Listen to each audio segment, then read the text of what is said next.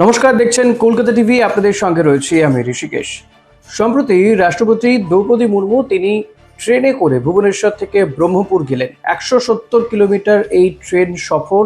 আর সেই সফরকে ঘিরে যে নিরাপত্তার বহর, বিশেষ যে ট্রেন তিনি গেলেন, যে ট্রেনে করে গেলেন, সেই ট্রেনে কিন্তু বিলাসবহুল ছবি ইতিমধ্যেই সোশ্যাল মিডিয়াতে ভাইরাল হয়ে গিয়েছে।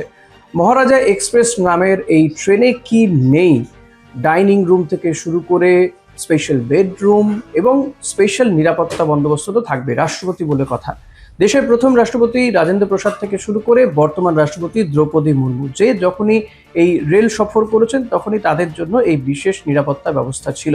ভুবনেশ্বর থেকে ব্রহ্মপুর এই দুটো স্টেশনে কিন্তু 15 পুলিশ ফোর্স ছিল, আর্ম ফোর্স, অর্থাৎ 450 নিরাপত্তারক্ষী যেমন ছিল, পাশাপাশি দুটো এসকর্ট ট্রেন ছিল আগে পেছনে। এবং যেই সময়ে রাষ্ট্রপতি দ্রৌপদী মুর্মু এই ট্রেন সফর করছিলেন, ঠিক সেই সময় কিন্তু প্রশাসনের পক্ষ থেকে নো ফ্লাইং জোন ঘোষণা করে দেওয়া হয়েছিল। আশেপাশে কোনো ট্রেন যাতে চলাচল না করে সেই ব্যবস্থাও করা হয়েছিল। এবং রাষ্ট্রপতি যে ট্রেনে গিয়েছিলেন সেই মহারাজা এক্সপ্রেসে সেখানে স্পেশাল স্যুট থেকে শুরু করে ডাইনিং রুম, বেডরুম, এমনকি লঞ্চ পর্যন্ত ছিল। এবং এর পাশাপাশি যেটা জানা যাচ্ছে যে এই ট্রেনে যারা তার আধিকারিকরা ছিলেন, অফিসাররা ছিলেন, তাদের জন্য স্পেশাল রুমেরও ব্যবস্থা করা হয়েছিল। এবং এই 170 কিলোমিটার পথে কড়া নিরাপত্তার মধ্যে দিয়ে রাষ্ট্রপতি দ্রৌপদী মুর্মু তিনি ভুবনেশ্বর থেকে ব্রহ্মপুরে যান।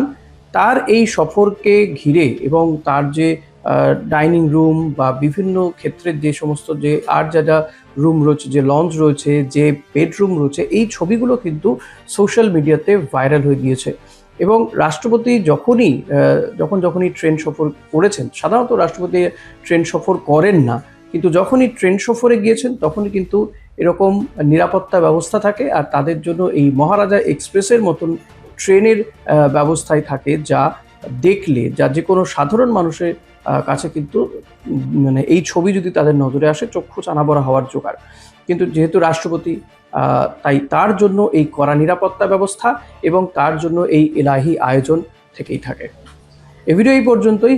আর অন্যান্য খবরের জন্য চোখ রাখুন কলকাতা টিভিতে রাত দিন 7।